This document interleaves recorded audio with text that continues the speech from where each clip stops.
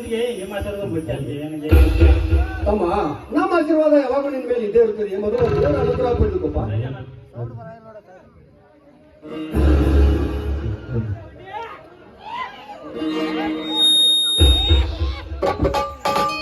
ಅನ್ನ ಆಚರಿಸು.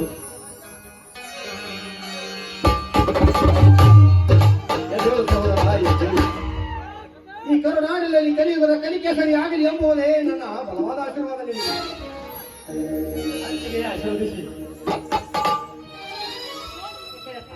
ಈ ಪುಣ್ಯ ಭೂಮಿಯಲ್ಲಿ ನೀನೊಬ್ಬ ವೀರಪುತ್ರನಾಗಿ ಬಾಳಕ್ಕೆ ನನ್ನ ಆಶೀರ್ವಾದ. ಅದಕ್ಕೆ ಈ ಕಲಿಗಳಲ್ಲಿ ಘೋರ ಕರ್ತವ್ಯವನ್ನು ಮಾಡ್ತಾರವ ಆ ಕಿರಾಕ್ತರ ಮಕ್ಕಳನ್ನು ಕಟ್ಟಿದ್ರೆ ನನ್ನ ಹೆಸರು ಕಂಡಗಲಿ ಎಂಬ ತಮ್ಮ ರಾಜನೇ ಅಲ್ಲ.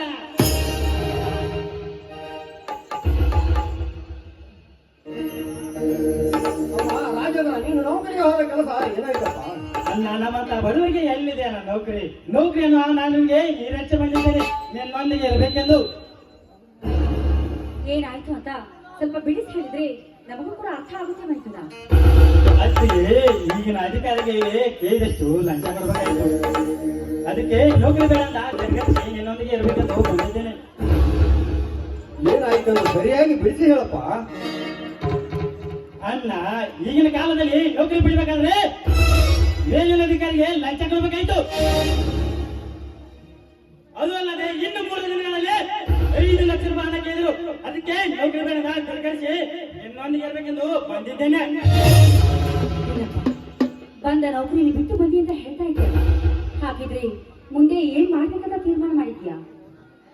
ರೈತ ಉತ್ತಮ ರೈತನಾಗಬೇಕೆಂದು ನಿರ್ಧಾರ ಮಾಡಿದ್ದೀನಿ. ಏನಪ್ಪ ನಿನ್ನ ಮಾತು? ಅತ್ತಿಗೆ ಇದ್ದೇ ಹಿರಿಯ ಮಾಡ ಆಸ್ತಿ ಅದರಲ್ಲಿ ವ್ಯವಸಾಯ ಮಾಡಿಕೊಂಡು ಹೋದರಾಯ್ತು.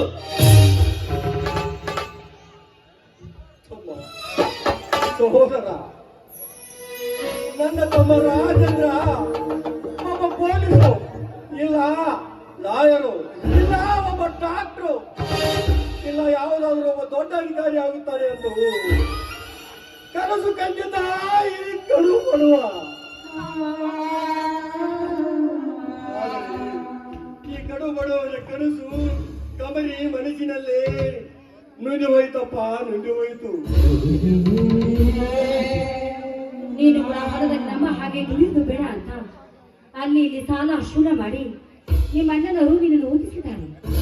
ಅದರಲ್ಲಿ ನೀನೊಬ್ಬ ದೊಡ್ಡ ಸಾಹೇಬನ ಹಾಕ್ಬೇಕು ಅಂತ ಬೆಟ್ಟದಂತ ಆಶಾ ಆಕಾಂಕ್ಷೆಗಳನ್ನು ಹೊತ್ತುಕೊಂಡಿದ್ದಾರೆ ನಿಮ್ಮ ಅಣ್ಣನವರು.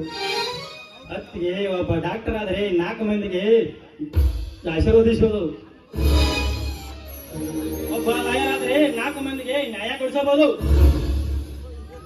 ಲಾಯರ್, ಪೊಲೀಸ್, ಡಾಕ್ಟರ್ ಅಷ್ಟೇ ಇಡೀ ಜಗತ್ತಿಗೆ ಅನ್ನಾಗುವನೇ ಈ ಅನ್ನದಾತಾನೆ. ಎಲ್ಲರೂ ಏನ್ ಬೇಕಾಗಬಹುದು. ರೈತ ಆಗ್ಬೇಕಾದ್ರೆ ಪೂರ್ವ ಜನ್ಮ ಕೊಂಡಬೇಕು. ಅದಕ್ಕೆ ನಿರ್ಧಾರ ಮಾಡಿದ್ದೇನೆ. ತಮ್ಮ ಸಹೋದರ, ನೀನು ಒಂದು ಕಿವಿ ಮಾತು ಹೇಳ್ತೇನಪ್ಪ, ನೆನಪಿನಲ್ಲಿಟ್ಟುಕೋ. ನಾವೇನದು ತಮ್ಮ ಸಹೋದರ, ಈ ಸಮಾಜದಲ್ಲಿ ವಿಷ ತುಂಬಿದ ಸರ್ಪಗಳು